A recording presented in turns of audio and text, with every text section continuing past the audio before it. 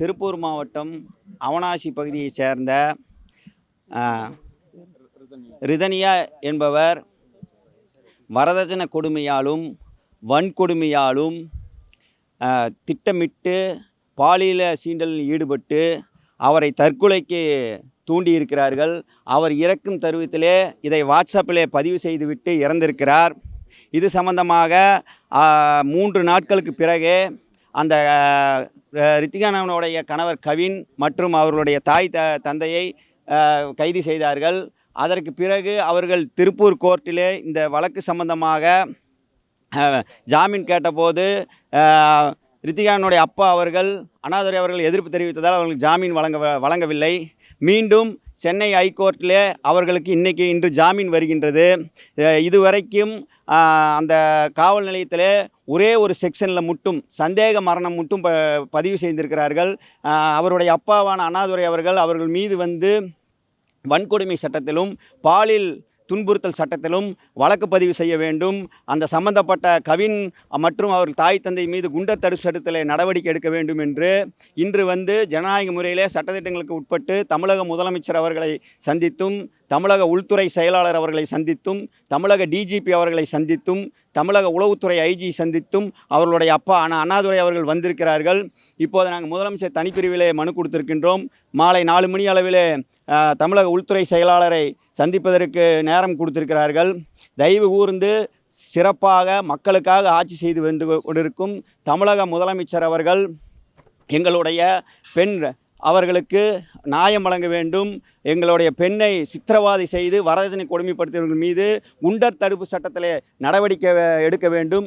எங்களுடைய மகளுக்கு நடந்தது போல இனி தமிழ்நாட்டிலே எந்த ஒரு பெண்ணுக்கும் நடக்கக்கூடாது என்ற ஒரே நோக்கத்தால் மட்டும்தான் அவருடைய தகப்பனார் அண்ணாதுரை அவர்கள் தொடர்ந்து போராடி வருகிறார். தயவு செய்து பத்திரிகையாளர்கள் மூலியமாகவும் உளவுத்துறை மூலியமாகவும் இந்த செய்தி தமிழக முதலமைச்சருக்கு செல்ல வேண்டும். தமிழக முதலமைச்சர் மீது எங்களுக்கு 100% முழு நம்பிக்கை இருக்கின்றது.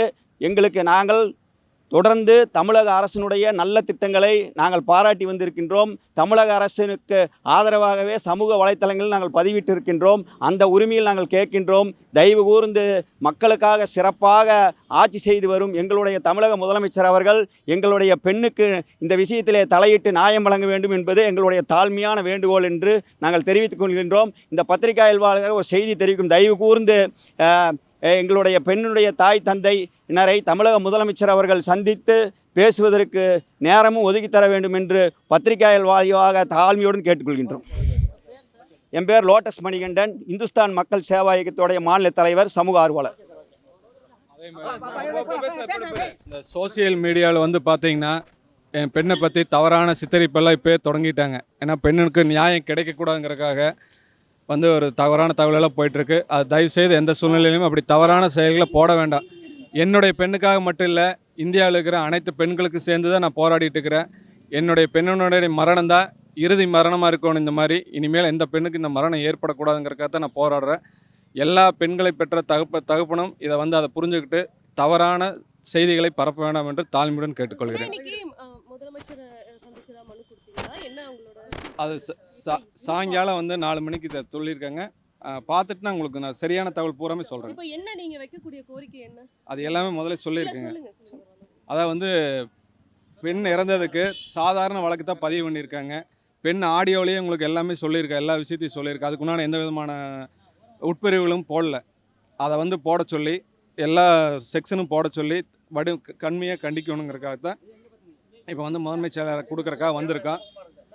அதனால் பார்த்தீங்கன்னா அது எல்லாமே பெட்டிஷன் அடிச்சிருக்கேன். உங்களுக்கு எல்லாமே ஒரு காப்பி கொடுக்குறேன் முறையாக. சரிங்களா? நன்றி. சரி, தயவுசெய்து இதை வெளியுறவுக்கு கொண்டு போவாங்க. அப்போ தான் இதை எங்கள் பெண்ணுக்கு மட்டும் இல்லை, தமிழ்நாட்டில் எந்த ஒரு பெண்ணுக்கும் இப்படி ஒரு கொடுமை நடக்கக்கூடாது. 300 பவுன் நகை போட்டு 72 லட்ச ரூபாய்க்கு காரை வாங்கி கொடுத்து 2 கோடி ரூபா செலவு பண்ணி கல்யாணம் நடத்தி கொடுத்து ஒரு பெண் தான் சாகிறப்போ வாக்குமூலம் கொடுத்துருக்குறாங்க வாட்ஸ்அப்பில். அந்த வாக்குமூலம் தமிழ்நாடு ஃபுல்லாக பரவி இருக்குது. அப்படி இருந்தும் ஒரே ஒரு செக்ஷனில் பதிவு பண்ணி இருக்கிறது மிகப்பெரிய ஒரு வேதனையாக இருக்கிறது. கண்டிப்பாக தமிழக முதலமைச்சர் மீது எங்களுக்கு 100% நம்பிக்கை இருக்கின்றது. எங்களுக்கு குழந்தைகளுக்கு இதில் நியாயம் வழங்குவார் என்று நாங்கள் நம்புகிறோம்.